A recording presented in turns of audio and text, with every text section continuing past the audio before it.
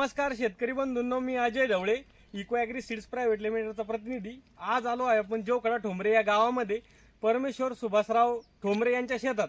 यांनी आपली मागील वर्षी इको 91 वाहनाची लागवड केलेली होती. तर त्यांना एकरी तब्बल 57 क्विंटल आवरेज आलेलं आहे तुम्हाला इको 91चं. तर इको 91चं 57 क्विंटल आवरेज आलं तुम्हाला. तर तुम्ही याच्यासाठी खत व्यवस्थापन काय केलं होतं? लागवडीच्या वेळेस 2.5 बॅग एकरी टाकल्या. कोणत्या खताच्या? 18 कृषी उद्योग. कृषी उद्योगचा 18 अडीच बॅग. दुसरा डोस टाकला 3 बॅग युरियाच्या आणि एकरी 3 बॅग. आणि तिसरा टाकला 10-26 2.5 बॅग एकरी. इतके 3 डोस तुम्ही खताचे केले. तर याच्यावर परत दुसरं महत्वाचं असतं कीड व रोग व्यवस्थापन. तर आळीच्या नियंत्रणासाठी तुम्ही किती फवारण्या केल्या? 2 फवारण्या केल्या. पहिली फवारणी घेतली क्लोरो आणि इमॅमेक्टिनची एक फवारणी घेतली. आणि दुसरी घेतली दिल्ली गेट फायनल. याच्या व्यतिरिक्त तुम्ही काहीच वापरलेलं नाही? काहीच नाही. तुम्हाला 57 क्विंटल आवरेज झालं.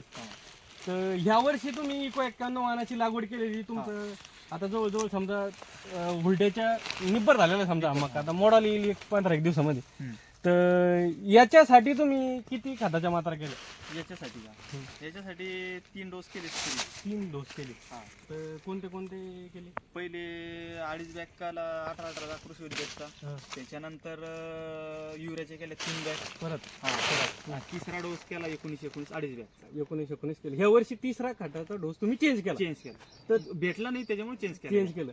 तर मागील वर्षीच्या तुलनेत ह्या वर्षी कसा वाटतोय हवामान? चांगला वाटला. यावर्षी मला मागच्या वर्षी 57 क्विंटलचा आवरेज आला. तर ह्या वर्षी माझं टार्गेट आहे 60 क्विंटलचं. तर तुम्ही बघू शकता शेतकरी मित्रांनो, आपले परमेश्वर भाऊ यांनी मागच्या वर्षी 57 क्विंटल इको 91चं आवरेज काढलेलं आहे. आणि ह्या वर्षी त्यांनी जवळजवळ पूर्णच क्षेत्रावर इको 91 लागवड केलेली. पूर्ण. तर तुम्ही बघू शकता यांचा वाहन कसा आहे, दाखवा एकदा. कॅमेरा फिरवा चौकडे.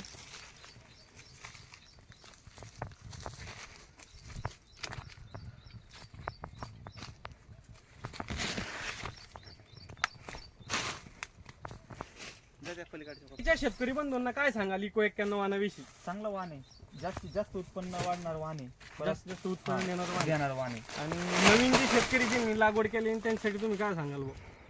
त्यांनी 1 वर्ष 2 बॅग तरी डेमो घेऊन पायाचा डेमो म्हणून लागवड करायलाच पाहिजे प्रत्येक शेतकऱ्यांना. बरं, ठीक आहे. धन्यवाद.